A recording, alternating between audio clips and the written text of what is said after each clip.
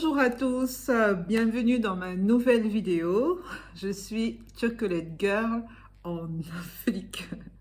Nous voici dans cette dernière vidéo de routine capillaire 100% naturelle et aujourd'hui je vous parle de l'hydratation. Je vous montre comment je fais pour hydrater mes cheveux. Voilà, vous allez découvrir comment fabriquer son gel d'hydratation, le leave-in conditioner au gel de lin et vous verrez également comment je fais pour sceller cette hydratation. C'est parti! Ici, je fais juste une petite parenthèse afin de vous montrer comment je fais pour extraire mon gel de lin. Voilà, j'utilise un collant propre et je verse le contenu, le gel de lin qui a été préalablement passé à l'eau chaude, enfin bouilli dans de l'eau chaude, et je viens extraire ici le gel de lin. Voilà, c'est parti pour la fabrication du leave-in conditioner 100% naturel. Alors je verse le gel de lin dans mon applicateur, environ de cette quantité. Je rajoute mon huile végétale, le ricin, et je rajoute aussi la glycérine végétale qui est mon humectant. Pour finir, je mets quelques gouttes essentielles de ylang ylang, environ 5 à 10 gouttes, et mon gel hydratant est prêt.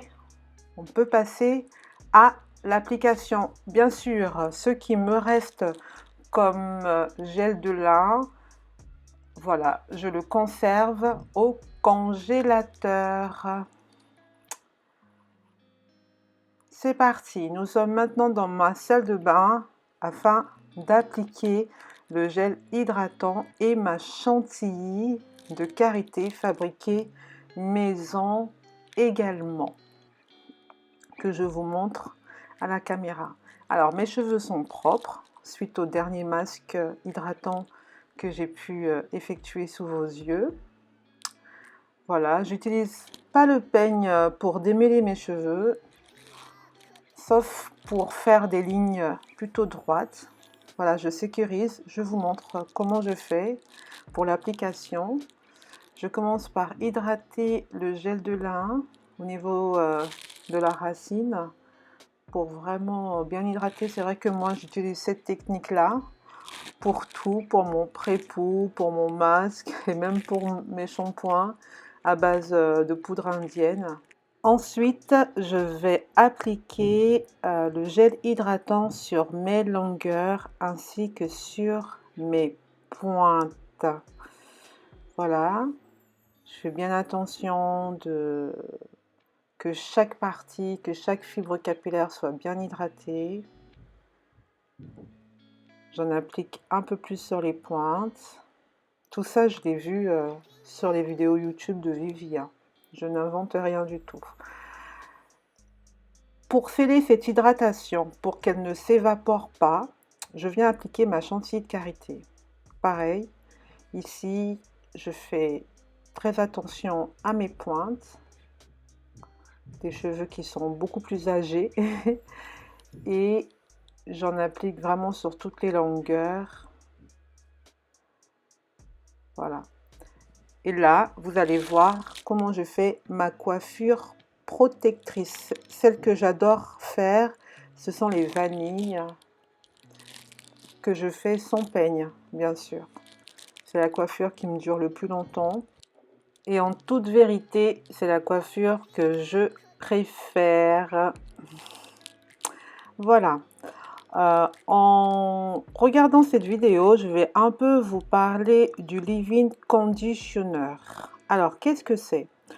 Le leave-in conditioner, c'est un produit qui est fait pour être laissé, d'où son nom leave-in, qui est fait donc pour être laissé dans les cheveux et ne pas être rincé comme un masque ou un après-shampoing.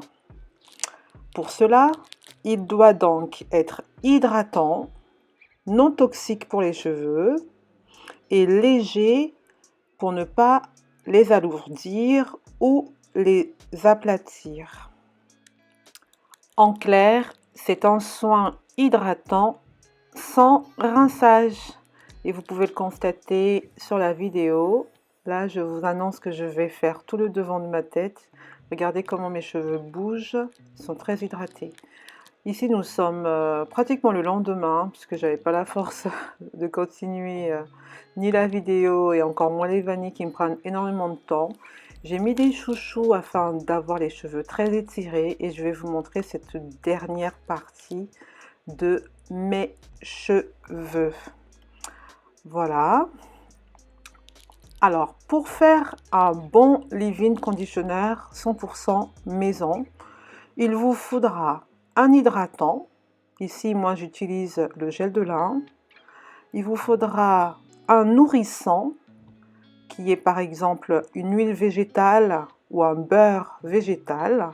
Moi, j'ai utilisé l'huile de ricin.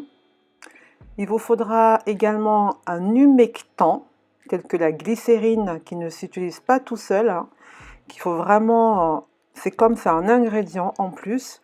Et cet humectant qui est puissant va attirer encore plus l'hydratation et donc va garder l'hydratation plus longtemps.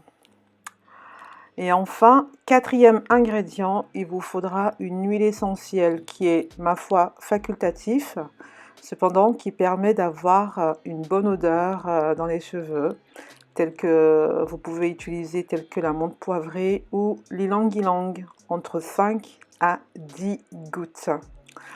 Et pourquoi il faut sceller cette hydratation? Alors, on a vu que pour avoir des cheveux en bonne santé, il faut leur apporter de l'hydratation et de la nutrition. C'est ce qu'on fait avec le leave-in conditioner. Cependant, l'hydratation peut vite s'évaporer et c'est pour cela qu'il faut la sceller, c'est-à-dire la bloquer et la retenir dans la fibre capillaire. Et pour sceller cette hydratation, il est préférable d'utiliser une huile grasse, telle que l'huile d'avocat, mais aussi un beurre végétal, comme le beurre de karité que j'utilise sur la vidéo.